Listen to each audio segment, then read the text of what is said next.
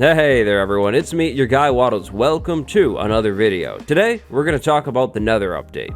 The other day I was doing some research on the Nether update for a different video and I came across a really cool mod pack. This mod pack implements piglins, a bunch of nether blocks, and hoglins into Minecraft 1.12.2. Yes, 1.12.2 because that's the version everyone mods, I guess. If you're growing impatient for the Nether update, kind of like me, then this is the mod for you. Today's video is all about the Nether update concept mod by Alexi's J4. If you like this video and you'd like to see more mod showcases from me, your guy, drop a like on this video and I'll make more. And don't forget to subscribe, you won't want to miss my coverage on the actual Nether update. So first things first, a general overview. This mod pack introduces piglins and hoglins into Minecraft as well as these blocks over here. In total, this is everything added in this mod pack. Now some of these things do actually generate within the Nether, so you can find these things in survival.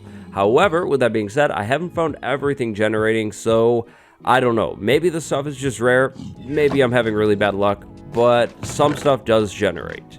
So if we were talking survival compatibility, I'd say this mod pack is somewhat survival friendly. But with that brief overview out of the way, let's take a look at the features because they are really cool. The first creature that we'll be taking a look at today is this ugly guy right over there, offense intended. This thing is the Hoglund. The Hoglund is really ugly looking. It almost looks related to the Ravager, but it probably isn't. It's probably a lot closer to the pig. Now, Hoglins are hostile mobs. They do not get along with the player. Well, sometimes it takes some time for the Hoglin to notice the player. Hey, buddy. Hey, yeah, they don't like you. So, yeah, be careful. They're kind of strong too. Hoglins do seem to have a decent amount of health as well, so you'll definitely want to watch out for these guys. Now, for my testing, it seems that the only Hoglin drops are cooked pork chop and experience, if you want to count that as a drop. But on the bright side, the pork chop is cooked every time, whether you get rid of these things with flame or not, which is pretty cool. At the most, I've received 2 cooked pork chop from a single Hoglin, which isn't bad at all. Now, hoglins, they don't get along with piglins, the other mob added in this mob pack.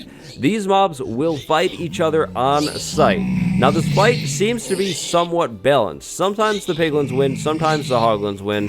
Yeah, again, it seems to be balanced. Now, there's this one thing with the mod pack, where the piglins seem to lose their swords and become zombie pigmen. Don't know what that's all about, but hoglins don't care about zombie pigmen, it's only the piglins. And so, that's actually just about it for the Hoglin in this mod pack. Overall, not a bad source of food from the Nether. Next on the list is the other mob. This other mob is known as the Piglin.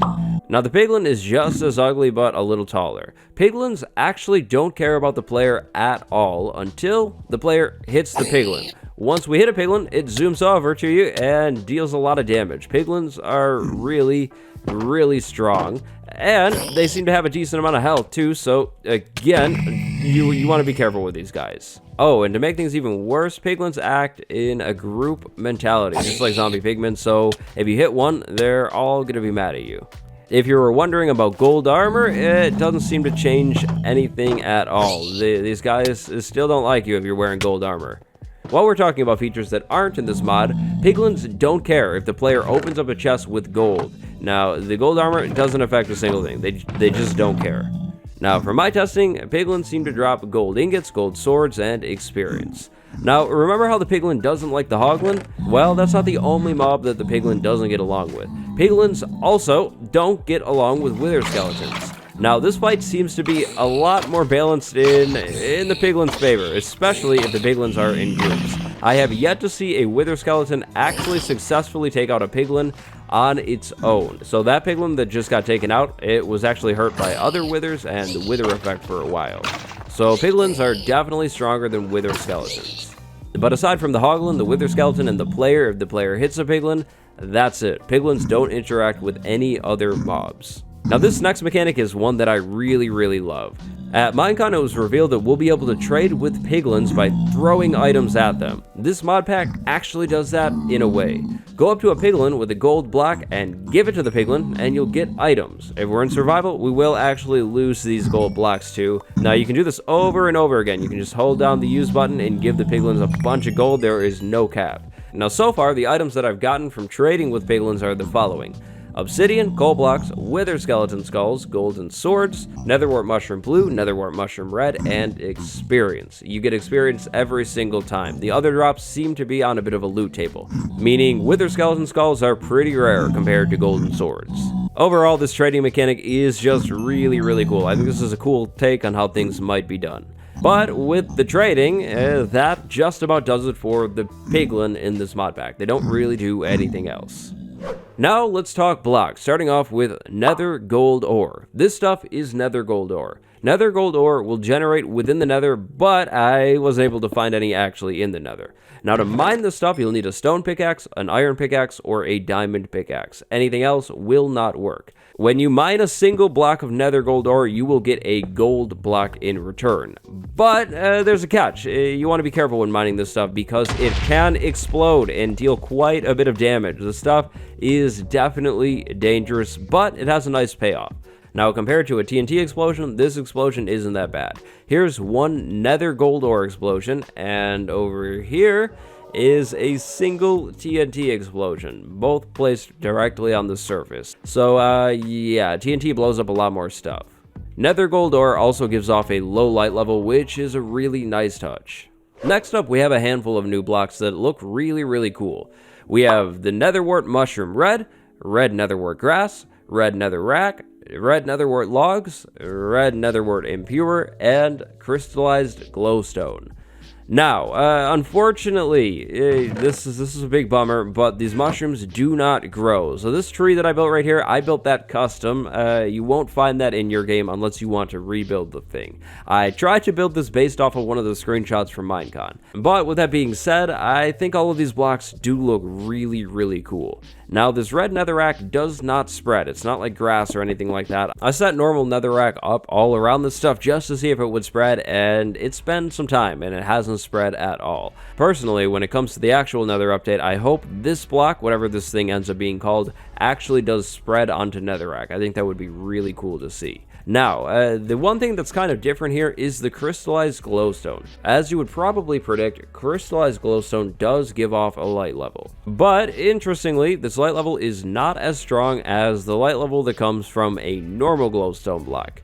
I don't know, that's kind of interesting, but that is what it is. Overall, these red blocks are really cool. If I had to pick a favorite, it would definitely be the log block. It almost looks like there's pieces of coal and lava mixed into one block. That's really cool.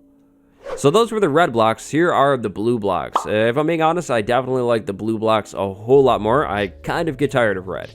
So this time we have Netherwort Mushroom Blue, Blue Netherwort Grass, Blue Netherrack, Blue Netherwort Logs, Blue Netherwort Impure, and again Crystallized Glowstone. So these blocks are just like the red ones, but blue this time. And again, I really love the look of these blue blocks. Now, again, these mushrooms will not grow, which is a big bummer. So this tree, this is a custom thing that I built based off of a picture, but I think it turned out pretty nicely.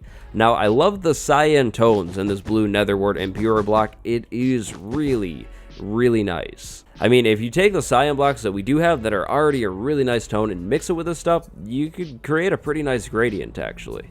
Just like red netherrack, blue netherrack does not spread either, but hopefully in the actual nether update, it does. I think that would be a really cool mechanic. The blue looks really nice on the red here. Now, the final thing that I'd like to talk about are these log blocks right here. These blocks are beautiful. I love the purple. Again, with the cyan, the color mixing is so nice. I just seriously love that. That block looks really good.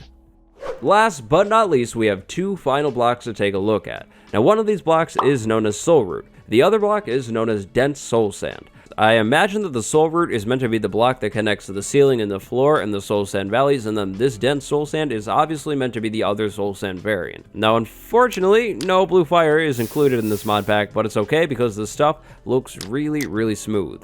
Now, the player does not actually sink into Dense Soul Sand like they do with normal Soul Sand. Normal Soul Sand slows the player down, Dense Soul Sand does not. You can also not plant Netherwort on Dense Soul Sand. You'll need normal Soul Sand for that. Same goes for the Soul Root, but I doubt any of you thought that I would be planting Netherwort on the Soul Root anyways, so, yeah.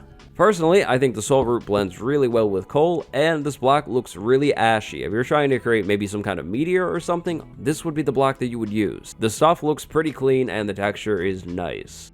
Now, to finish things off, I'd like to actually slide over into the Nether and take a look at the Generation. I have flown around this Nether quite a bit to look for things, but I haven't really found much. Now, right off the bat, we do have some red Nether Wart mushrooms, which is definitely a good sign.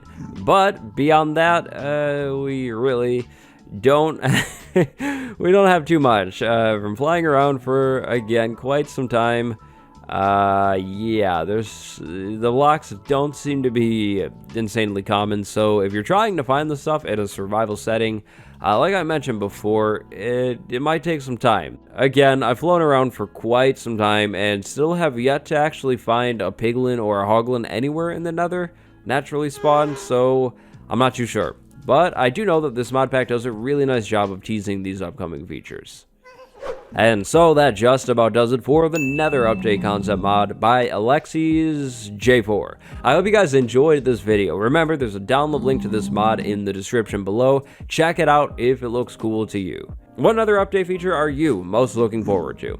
Thank you all for watching. My name is Waddles. Like, subscribe, notifications on if you haven't yet, links in the description, and I will see you in the next one. Today, I'm sending a big thank you to my patron, Bad Andy. Thank you very much for the support.